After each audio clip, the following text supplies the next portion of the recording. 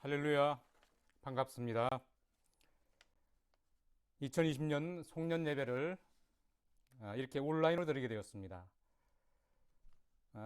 가슴 아픈 일이지만은 그럼에도 불구하고 하나님께서 언제나 우리 예배를 받으시고 또 우리에게 풍성한 은혜를 주실 줄 믿습니다. 시간 다 같이 묵도하심으로 예배를 시작하겠습니다.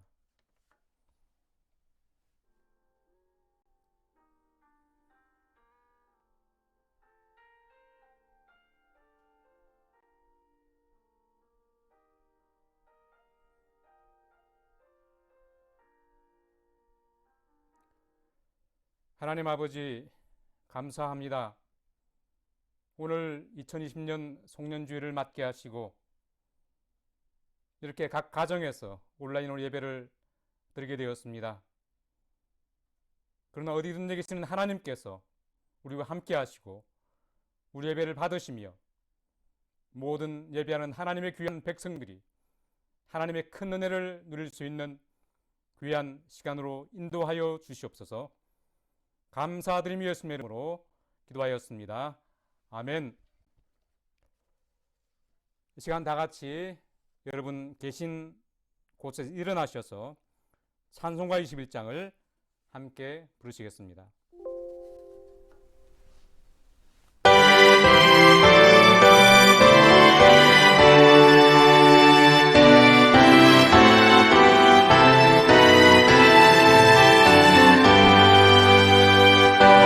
찬양하여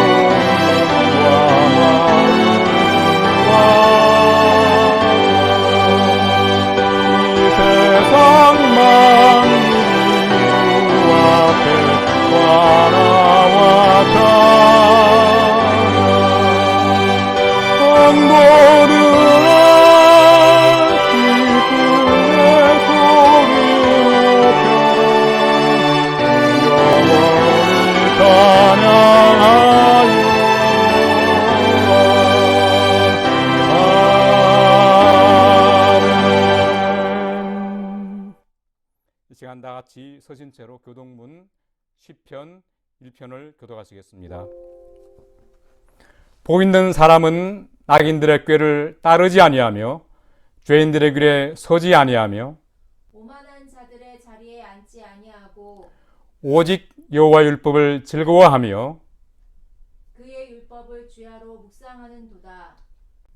그는 시냇가에 심은 나무가 철을 따라 열매를 맺으며 그 잎사귀가 마르지 아니함 같으니 그가 하는 모든 일이 다 형통하리로다. 악인들은 그렇지 아니하며 오직 바람에 나는 겨와 같도다. 그러므로 악인들은 심판을 견디지 못하며 죄인들이 의인들의 모임에 들지 못하리로다. 무릇 의인들의 길은 여호와께서 인정하시나 악인들의 길은 망하리로다. 아멘. 함께 오늘 본문 말씀 10편 1편 말씀을 봉독하시겠습니다. 시작. 복 있는 사람은 악인들의 꾀를 따르지 아니하며 죄인들의 길에 서지 아니하며 오만한 자들의 자리에 앉지 아니하고 오직 여호와의 율법을 즐거워하여 그의 율법을 주야로 묵상하는도다. 그는 시냇가에 심은 나무가 철을 따라 열매를 맺으며 그 잎사귀가 마르지 아니함 같으니 그가 하는 모든 일이 다 형통하리로다.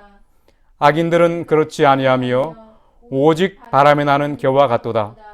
그러므로 악인들은 심판을 견디지 못하며 죄인들이 의인들의 모임에 들지 못하리로다. 무릇 의인들의 길은 여호와께서 인정하시나 악인들의 길은 망하리로다. 아멘. 이 시간 다 자리에 앉으셔서 찬송가 460장 하나님께 올려드리겠습니다.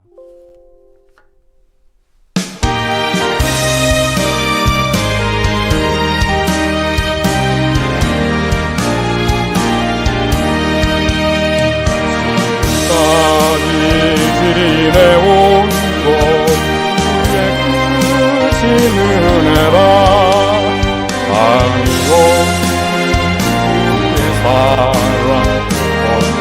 어찌로 말하면 자나케나 주의 손이 항상 살펴주시고 모든 일을 주 안에서 영원하게 하시네. 몸도 마음도 연약한 나 내 힘마다 사랑내 물붓듯이 부어지는 우리의 은혜 높아다. 사랑 없는 거리에 나 험한 산 길에 맬 때 우리의 손을 굳게 잡고 찬송하며 가리라. 마집에 올라리 날로 날로 다가와 무거운 짐 주께 맡겨 벗을 날도 멀잖네.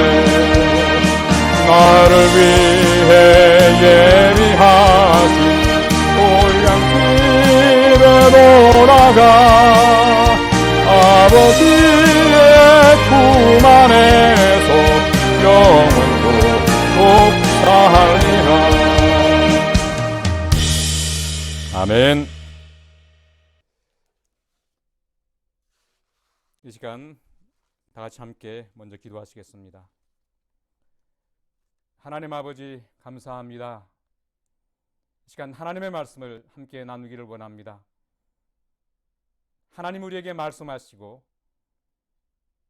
우리가 깨닫지 못했던 하나님의 놀라운 그 말씀의 능력과 지혜를 경험할 수 있는 귀한 시간으로 인도하여 주시옵소서. 감사드리며 예수님의 이름으로 기도하였습니다. 아멘. 옛날에 설날이 오면은 교회 청년들이나 이런 그 고등부에서 복조리를 사가지고 교인들에게 팔던 그런 기억이 있습니다.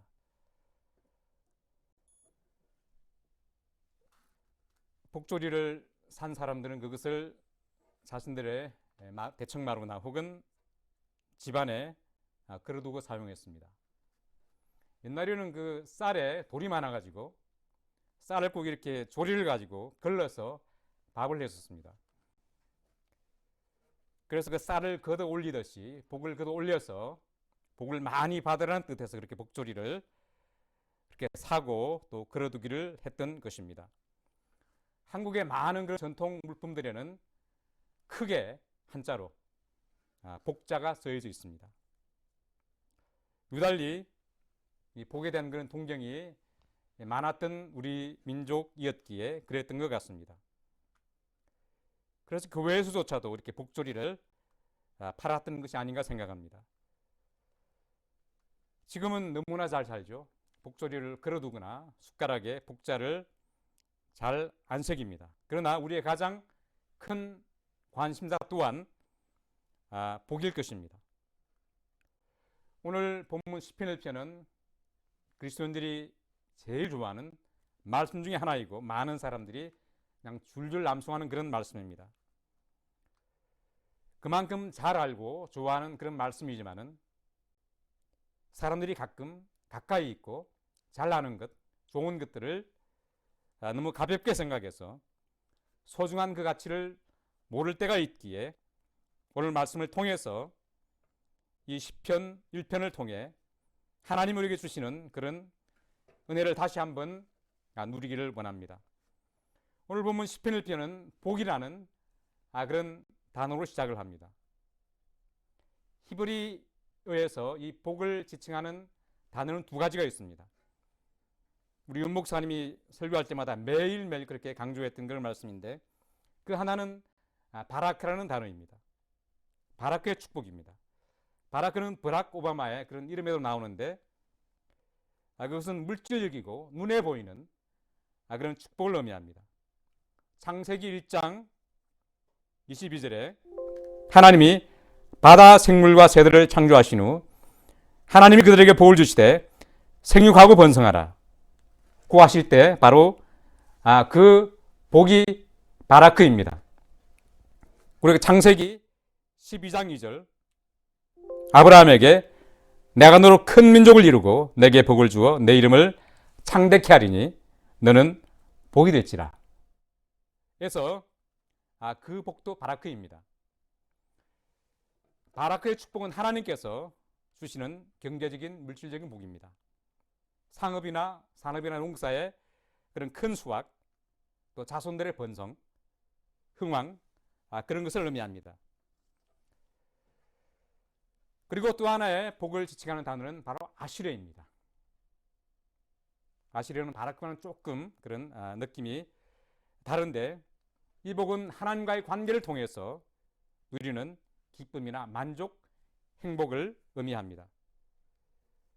성경에서는 한 45회 정도 나오는데 대부분 25회가 이 시편 말씀에서 나오는 것을 볼 수 있습니다. 본문에 복 있는 사람의 세력은 바로 이 아시레라는 단어를 사용했습니다. 그랬기에 시편 1편이 말하는 복 있는 사람은 바라크의 축복보다는 아시레의 헬라 말로는 그리스 말로는 마카리오스의 축복임을 우리가 먼저 기억해야 할 것입니다.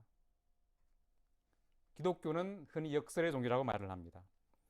복에 관한 관점에서 본다면은 이 성경에서도 그 역설이 통용되고 있는 것을 우리가 볼 수 있습니다. 누가복음 6장 20절 이하에서 예수님께서는 가난한 자, 술인 자와 우는 자, 또 예수님에 의해서 미움을 받고 욕을 듣는 자들이 복이 있다고 말씀을 하셨습니다. 그리고 우리가 생각할 때 복이 있는 자라고 말할 수도 있는 부유한 자, 배부른 자, 웃는 자, 또 모든 사람의 칭찬을 받는 자들에게 화가 있을 것이라고 말씀을 하셨습니다. 이 누가복음 6장의 복 또한 마카리오스, 아시레의 복입니다. 그리고 마태복음 5장에서는 예수님의 산상순에 나오는 8가지의 복 또한 바로 이 마카리오스, 아시레의 복입니다. 심령이 가난하고 애통하고 온유하며 의에 줄이고 목마르며 긍휼히 여기며 마음이 청결하며 화평케 하며 의를 위하여 핍박을 받는 것을 예수님은 복되다고 말씀하셨습니다. 우리가 흔히 말하는 복과는 조금 다릅니다. 그리고 그런 복 있는 자들이 받게 되는 복의 결과인 상급도 우리가 생각하는 복의 내용과는 조금 다릅니다.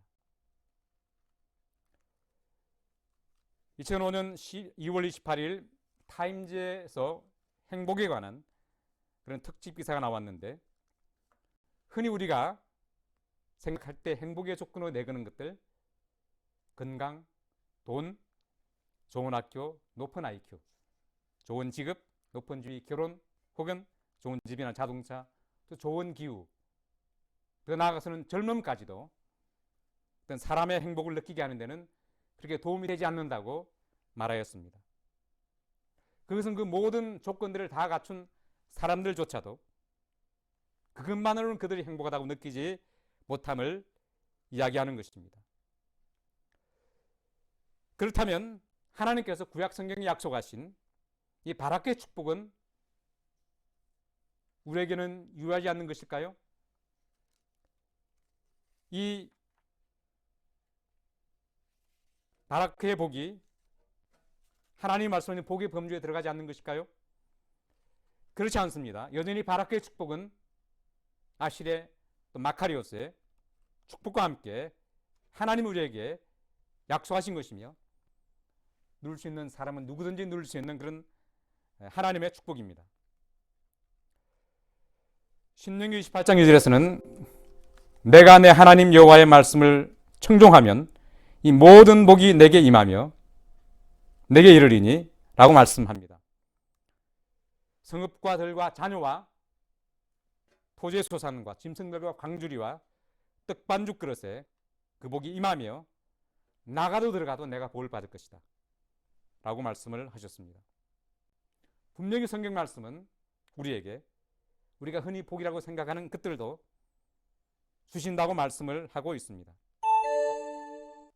하지만 이제 우리는 이 바라크의 축복의 전제 조건이었던 내 하나님 여호와의 말씀을 청종하고 그 말씀에서 하나님 여호와의 말씀인 토라, 즉 율법이 그 율법의 완성자로 오신, 그리고 구약 성경의 성취자로 오신 예수님의 말씀과 또 신약의 말씀들을 통해서 조명되어져서 이 바라크의 축복의 의미를 다시 한번 되새겨 보아야 함을 우리가 알아야 할 것입니다. 시편 1편은 시편 전체 150편 가운데 서론님의 결론입니다. 복 있는 사람은, 이렇게 복으로 시작합니다. 그리고 악인은 망하리로다. 망하는 것으로 끝이 납니다. 단 두 종류의 사람만 언급되고 있습니다. 복 있는 사람과 그렇지 않은 사람, 악인들. 1절에서 3절은 복이 있는 자, 4절, 6절은 악인을 언급하고 있습니다. 복이 있는 사람은 해야 할 것이 있고 하지 말아야 할 것이 있습니다. 하나님이 이스라엘 백성에게 주신 613가지 율법도 365가지의 하지 말아야 할 것과 248가지의 해야 할 그런 율법이 있습니다. 본문 1절에서도 먼저 하지 말아야 할 것들을 말씀하셨습니다. 복 있는 사람은 악인의 꾀를 따르지 아니하며 죄인들의 길에 서지 아니하며 오만한 자들의 자리에 앉지 않는다고 말씀합니다. 악인은 불경건한 자를 말합니다. 하나님의 율법 앞에서 죄인으로 판결을 받은 자입니다. 하나님을 섬기지 않는 자입니다. 그러므로 악인의 꾀는 하나님의 법이 아닌 자신의 법을 따른 그것대로 살아가는 자의 뜻이나 그런 조언을 의미합니다. 그리고 죄인의 길에 서지 않으며, 구약 성경에서 말씀하는 죄는 히브리어 원어로는 하타인데 그 의미는 화살을 쏘았을 때 관역을 빗나가거나 관역에 미치지 못하는 것을 의미합니다.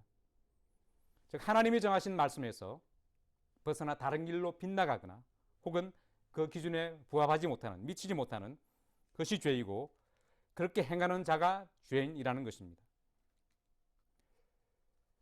그래서 죄인의 길에 서는 것은 하나님을 벗어나 잘못된 길을 가고 있는 사람 옆에 서서 그와 동행하고 있음을 말합니다.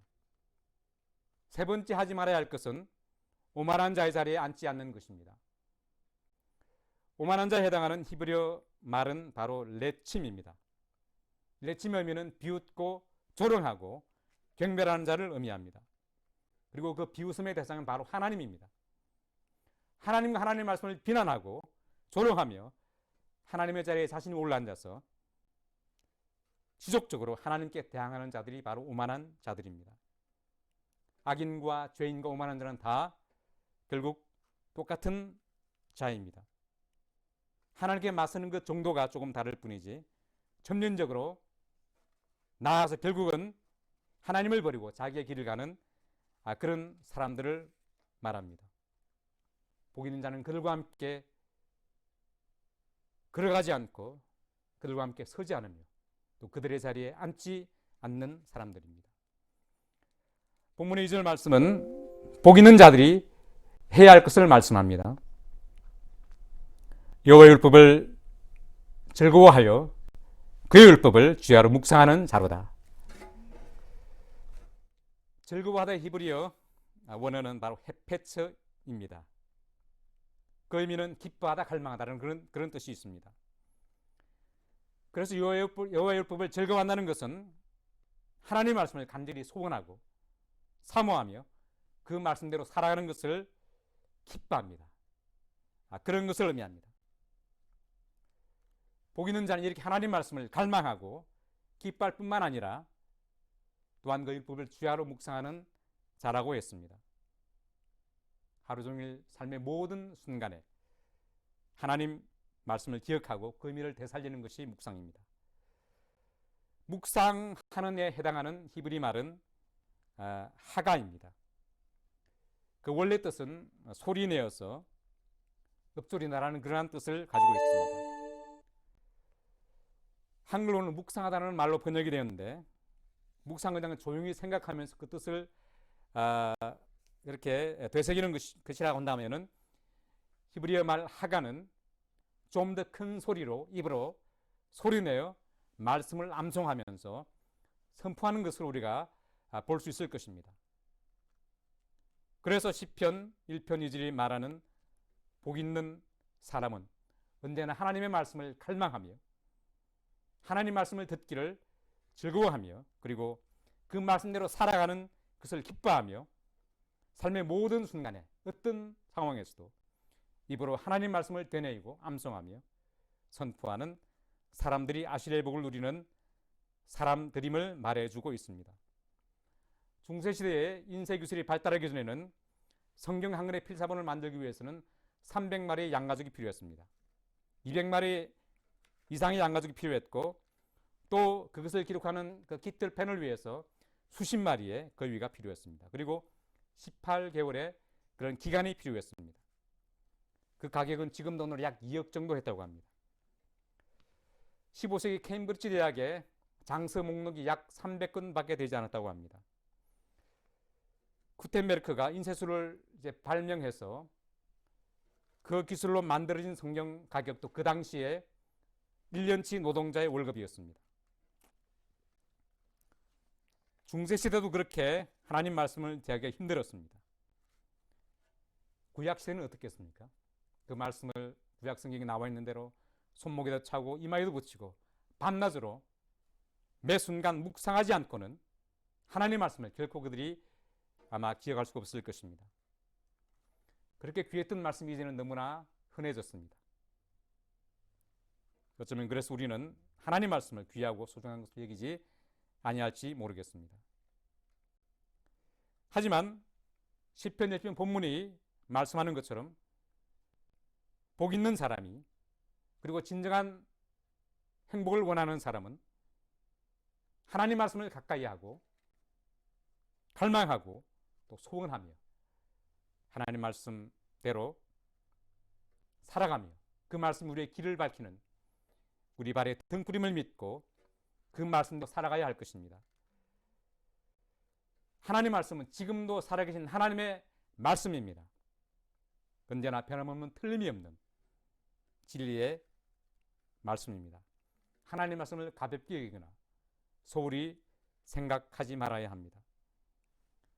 우리가 성경 필사를 했었고 지금 하고 있는데 그것도 아마 그런 노력이 일어날 것입니다. 본문 3절은 복이 있는 사람의 상태를 묘사합니다. 그는 시냇가에 심은 나무가 철을 따라 열매를 맺으며 그 잎사귀가 마르지 않음 같으니 그가 하는 모든 일이 다 형통하리로다. 본문의 시냇가에 해당하는 히브리어 원어는 팔라그입니다. 그것은 일반 시내나 간헐천을 의미하는 것이 아니고 농부가 농사를 위해서 일부러 만든 그런 수로를 의미합니다. 물가가 아닌 곳이나 그런 얕은 시냇가에 있는 그런 식물 나무들은 가뭄이 오면은 뿌리가 마르고 결국 말라 죽습니다. 그러나 항상 물이 흐르는 수로 근처에 있는 그런 나무나 식물들은 결코 그 뿌리가 마른 일이 없을 것입니다. 하나님 말씀을 사랑하고 그 말씀을 묵상하면서 그 뜻을 지켜나가는 사람은 이처럼 하나님께서 만드신 수로 근처에 심겨진 나무와 같습니다. 시냇가에 심겨진 나무라는 뜻은 자신이 자생적으로 그곳에 뿌리를 내린 것이 아니고 농부가 그곳에 심었다는 의미입니다. 그것은 우리가 하나님 만드신 수로 근처에 있다는 것은 결국 하나님과 함께함으로써 우리가 복 있는 사람이 된다는 것을 의미하는 것임을 알 수 있습니다. 그렇게 하나님 만드신 수로 때 뿌리를 내렸을 때 우리는 잎사귀가 마르지 아니하고 그 다음에 때를 따라 씨를 맺게 될 것입니다. 본문 3절은 이 모든 과정을 그 행사가 다 형통하리로다 그렇게 말씀합니다. 본문에 형통하다라는 그런 히브리 단어는 찰라흐입니다. 찰라흐. 그 말의 원뜻은 돌진하다. 그리고 무엇을 통과해서 앞으로 나아가다. 때로는 편안하게, 순적하게 그 뜻을 이루어 나가는 것을 의미합니다. 그래서 나무가 열매를 맺듯이 뭔가 물질적인 그런 성공이나 혹은 확실한 결과물이 있으며 재정적으로 풍부하고 번창하고 성공하는 것을 지칭합니다. 이것만 놓고 보면 사실 이 3절의 형통은 1절에서 말하는 아슈르의 복과 아울러서 물질적이고 가시적인 복을 의미하는 바라크의 복과도 통해 있는 것 같습니다.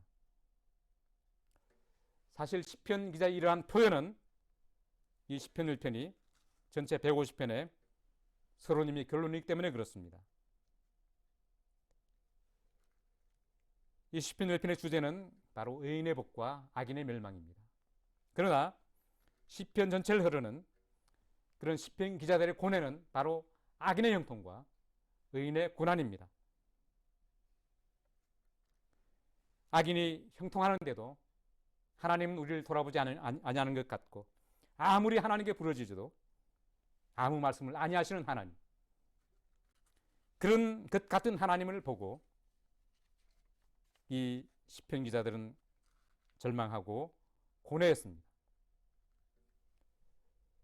시편 73편 2절 3절에서는 이런 악인의 번성에 나는 거의 실족할 뻔하였고 나의 걸음이 미끄러질 뻔하였으니 이는 내가 악인의 형통함을 보고 오만한 자를 질투하였음이로다. 의인은 종일 재앙을 당하며 아침마다 징책을 보았노라. 저들은 평안하며 재물을 더하고 고난도 재앙도 없으며 죽는 때에도 고통이 없고 그 힘이 건강하다고 시편 73편의 나머지에서는 말을 해주고 있습니다. 그러나 어느 순간 시편 73편 17절에서 시편 기자는 이런 심히 곤란한 순간에 하나님의 성소에 들어갈 때에야 저희 결국을 내가 깨달았나이다 라고 고백을 합니다. 하나님을 예배하는 순간에, 하나님을 대면하는 어느 순간 그는 악인의 판을 깨닫고 하나님과 함께함이 그의 복임을 깨닫게 된 것입니다. 그렇게 시편 1편에서는 현실과는 조금 괴리가 있어 보이지만은 복 있는 사람의 형통함을, 악인의 패망을 당당하게 소개하고 있는 것입니다. 이처럼 우리 또한 시편 1편의 저자의 선포와 같이 우리가 복 있는 사람이라면 우리의 모든 행사가 형통할 것이다 라는 그러한 믿음과 그런 어떤 선포를 당당하게 할 수 있을 것입니다. 하지만 우리가 이 찰나의 형통함, 즉 하는 모든 일이 번창하고 성공하는, 또 무슨 일이든 다 뚫고 통과해서 가야 할 곳으로 나아가는 그 축복은, 그 언제나 그 시작은 미약하고 그 형통회로의 과정은 숱한 어려움과 또 험난한 순간들을 지나오게 되었음을 알아야 합니다. 아브라함, 이삭이나 야곱이나 요셉이나 모세, 다니엘, 수많은 믿음의 선조들, 그들의 삶을 우리가 형통한 삶으로 본다면 그들의 복도 어느 한순간 갑자기 하늘에서 뚝 떨어져서 내린 그런 꽃길이 아니었음을 우리는 성경을 통해 볼 수 있습니다. 그 형통은 힘든 그런 순간을 뚫고 나간 그런 형통이었습니다. 아브라함은 사실은 갈 바를 모르면서 갈대우를 떠나서 수천리 길을 목숨을 무릅쓰고 나아갔습니다. 때로는 아내를 빼앗기고 실패되었습니다. 그러나 그는 결국 믿음의 조상이 되었습니다. 이삭도 마찬가지입니다. 형을 피해서 광야로 도망했던, 그리고 삼촌네 집으로 가서 결혼 사기도 당하고 또 그런 많은 파란만장한 순간을 거쳤지만 그는 야곱 또한 형통한 사람입니다. 요셉은 어떻습니까? 형들에게 배신을 당했습니다. 노예가 되었습니다. 감옥 살이도 했습니다. 성추행범으로 몰렸습니다. 모세는 어땠습니까? 이집트의 왕자였던 그가 도망자가 되어서 40년간 양치 생활을 했습니다. 그 이후에 그는 하나님이 쓰시는 사람이 되었습니다. 다윗은 어떻습니까? 그는 수많은 도망과 또 절망, 실패, 또 수치스러운 범죄, 그런 가운데서도 결국 하나님께 인정을 받고 하나님의 사람으로 세워졌습니다. 우리가 어떤 사람의 인생을 형통한 삶이라고 또 성공한 삶이라고 부른다면 그의 형통하고 성공한 삶은 분명히 미약하고 실패라고 볼 수 있는 그런 어렵고 순탄치 않았던 그런 순간들을 포함하고 있으며, 그의 형통함은 그의 삶의 절망과 아픔과 실패와 슬픔을 거친 결정체임을 우리가 보아야 할 것입니다. 본문 3절의 이 형통함은 1절, 2절에 그 말씀을 거쳐서 나오는 것입니다. 많은 사람들이 3절에 그 하는 모든 일이 형통할 것이다 라는 그 말씀에 한번 집착을 합니다.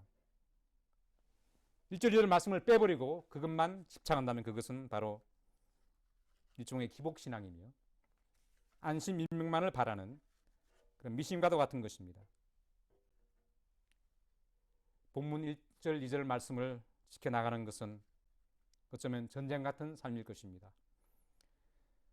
어쩌면 목숨을 걸고 싸워 나가야 하는 그런 일이기도 합니다.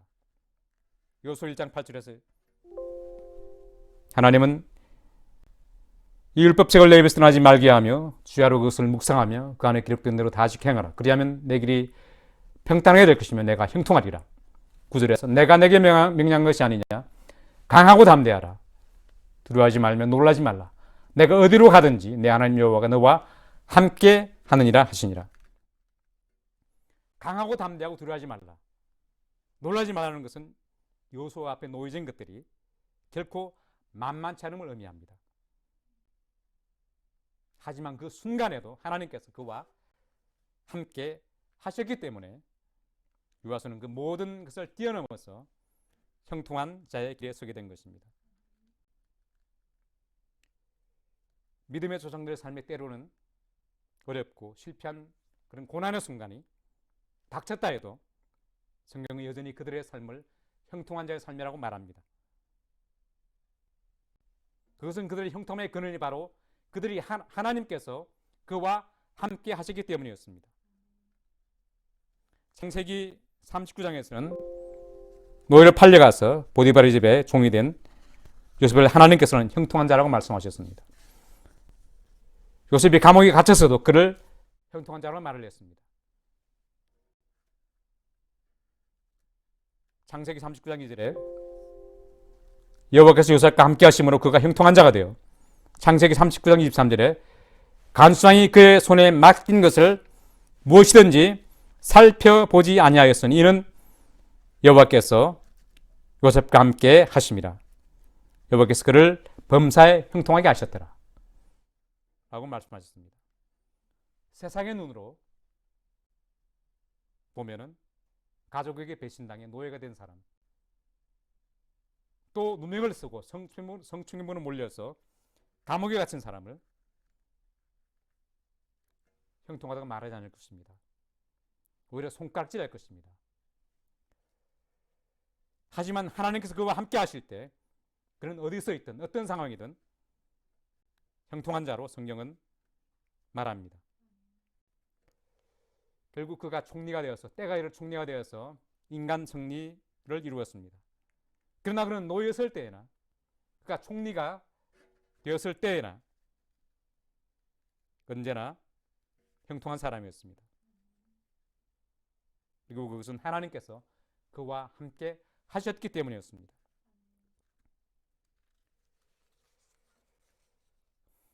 물가에 심긴 나무 열매를 맺는 것은 시기와 때가 있습니다.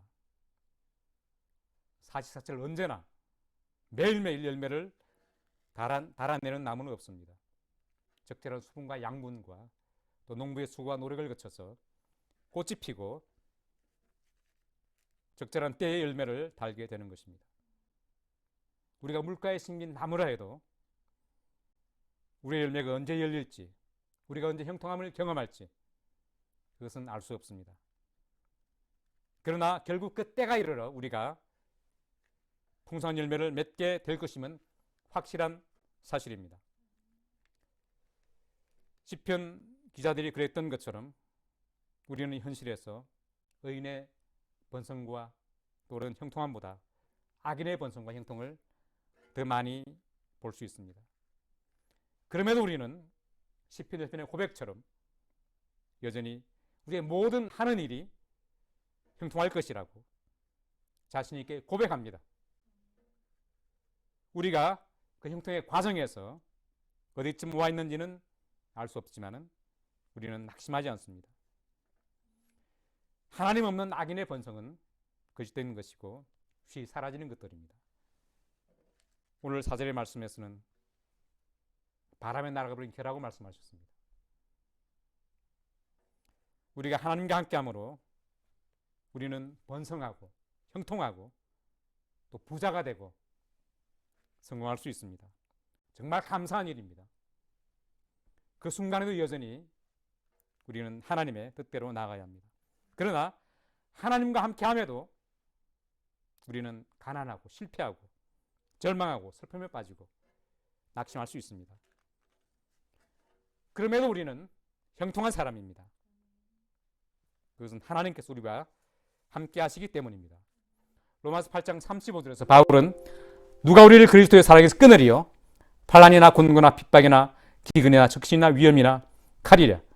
그리고 8장 38절 39절에서 내가 확신하노니 사망이나 생명이나 천사들이나 권세자들이나 현재일이나 장래일이나 능력이나 높음이나 기쁨이나 다른 아무 피조물이라도 우리를 우리 주 예수 안에 있는 하나님의 사랑에서 끊을 수 없으리라 라고 말씀합니다. 비록 우리의 삶의 모습이 지금 어떤 상황이라 해도 하나님의 뜻대로 살며 하나님과 함께 하는 우리는 형통한 사람이기에 바로 이런 바울과 같은 그런 고백을 할 수 있는 것입니다. 예수님의 삶이나 사도들의 삶, 또 바울의 삶, 또 믿음을 위해서 로마의 원형 경기장에서 또 지하 땅굴에서 목숨을 잃은 수많은 초대 그리스도인들, 이름도 없이 빛도 없이 하나님의 복음을 위해서 사라져간 수많은 이름 없는 그리스도인들, 세상은 그들을 약한 자, 실패한 자라고 얘기할지 모르지만은 하나님 앞에서 이 모두의 삶은 복된 삶입니다. 형통한 삶입니다. 시편 1편이 말씀하는 이 아시르의 복은, 마카리스의 복은 하나님과 함께함으로써, 하나님과 동행하며 삶을 살아감으로써 얻을 수 있는 기쁨의 복입니다. 하나님의 존재와 하나님께서 나와 함께 하심을 깨달음으로 우리는 그것을 누릴 수 있습니다. 아까도 말씀드린 것 같이 악인의 번성에 또 실족하고 넘어질 뻔한 시편의 기자가 하나님의 성소에서 그 해답을 찾은 것 같이 이 혼탁한 세상에서 정말 무엇이 정답인지 알 수 없는 이런 이때에, 옳고 그런 것인지 판단할 수 없는 이때에, 믿음의 사람들이 실족하기 참 좋은 이때에 우리의 해답 역시 하나님을 예배함으로 우리는 얻을 수 있습니다. 코비드로 인해서 많은 사람이 감염되고 있고, 또 예수 믿는 사람들도 교회도 참으로 많은 어려움을 겪었습니다. 이렇게 함께 모여서 예배드리지도 못하고 온라인 예배를 드리게 되고, 서로 만나는 것을 두려워하고 피하고 불안해하는 그런 이때지만 여전히 해답은 하나님과 동행하며 하나님을 예배하는 것입니다. 본문 시편 1편에 복 있는 사람은 결국 하나님과 동행하는 사람입니다. 금년 2020년 한 해도 살아오시느라 고생 참 많이 하셨습니다. 경제적으로, 사회적으로, 또 인간 그런 관계에 있어서 참으로 힘들고 어려운 그런 시기였습니다. 그리고 언제 이 시련이 끝날지 우리가 잘 알 수 없습니다. 백신이 접종되기 시작했지만은, 그리고 치료약이 개발되겠지만은 이 모든 문제가 언제 종결될지 아직 우리가 잘 알지 못합니다.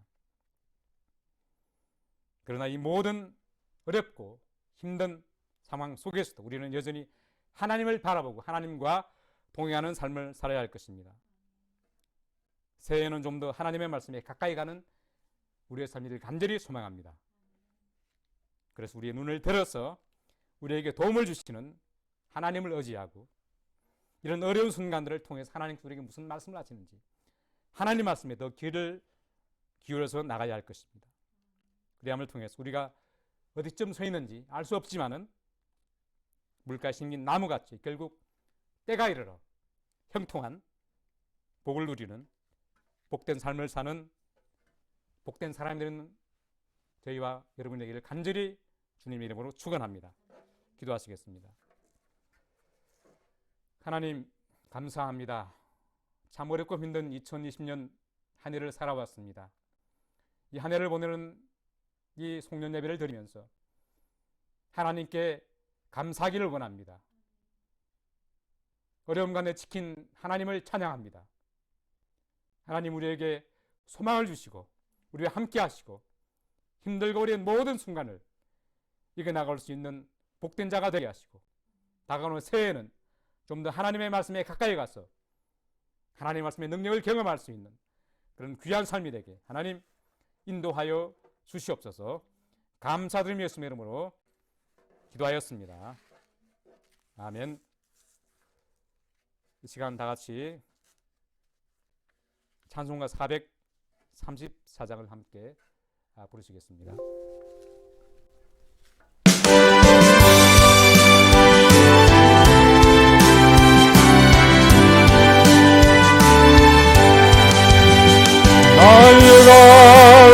나가고 예수님 노하되네 내 주 안에 있으니 어찌 의심하리요 믿음으로 사는가 나는 외로웠겠네 무슨 일을 만나는 망사 경통하리라 무슨 일을 만나는지 망사 경통하리라 나의 갈 길 다가도록 예수 인도하시니 어려운 일 당한 때도 독한 은혜 주시네. 나는 심히 고난하고 영혼 매우 가난하 나의 앞에 반 속에서 샘물 나게 하시네. 나의 앞에 반 속에서 샘물 나게 하시네. 나의 갈 길 다가도록 예수 인도하시니 그의 사랑 어찌 금이 말로 할 수 없도다. 성령 감화 받은 경우 하늘 나아갈 때에 영영 부를 나의 찬송 예수 인도하셨네. 영영 부를 나의 찬송 예수 인도하셨네.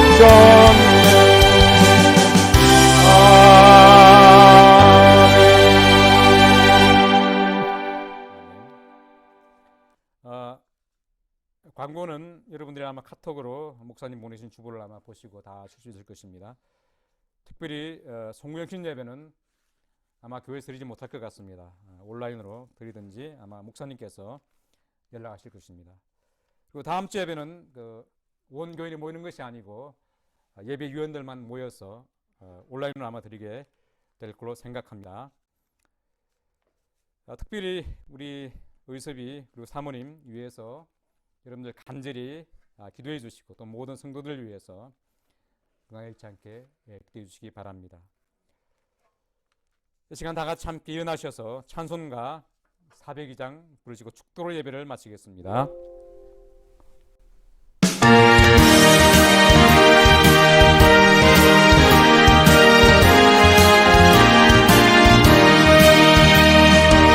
나팔 소리에